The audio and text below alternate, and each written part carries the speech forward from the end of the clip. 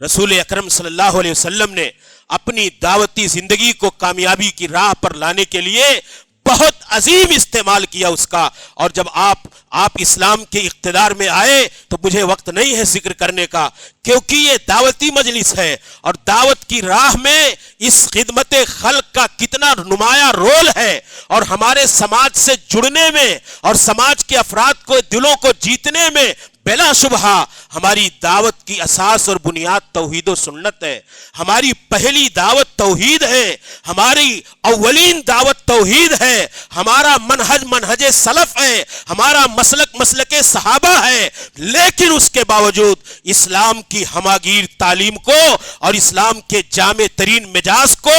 महदूद करके देखना, यह भी हमारे लिए नाकामी का सबब है। इसलिए समाज के लोगों तक पहुंचने के लिए, समाज के दिलों को जोड़ने के लिए, अफराद समाज तक इस्लाम और इस्लामी तालीमात के हवाले से सच्ची वाबस्तगी पैदा करने के लिए और अपनी दावती मिशन को मजबूत और मुस्तहकम करने के लिए और इस्लाम दुश्मनों के नजरियात को, अफकार को और उनके गलत मिजाज को और उनके मनफी तासुरात को खत्म करने के लिए उनकी मदद करना, उनके साथ दुख सुख में खड़े रहना। हजरत अबू बकर सिद्दीक रज़ी अल्लाह ताला अन्हु थे, जब वो इबादत करते थे, कुरान करीम की तिलावत करते थे, समाजी तामुल ऐसा था लोगों के साथ कि उन्हें मजबूर होना पड़ा। घर में बैठ करके लोग कुरान करीम जोर से नहीं पढ़ने देते थे, जोर से तिलावत नहीं करने देते थे, तो निकल करके जाने लगे। रास्ते में इमाम बुखारी रहमतुल्लाह अलैह ने सही के अंदर जिक्र किया, जाने लगे निकल करके तो इब्न दगना नामी एक शख्स कबीले का सरदार था,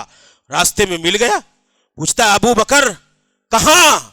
कहां के राही बन गए? आप कहा के मेरी हिजरत हफ्शा का इरादा है, मेरे बस्ती के लोग, मेरी कौम के लोग मुझे अपने घर में बैठ करके अल्लाह की इबादत नहीं करने देते, इसलिए मैं यहां से निकलना चाहता हूं। अब उसने कहा अबू बकर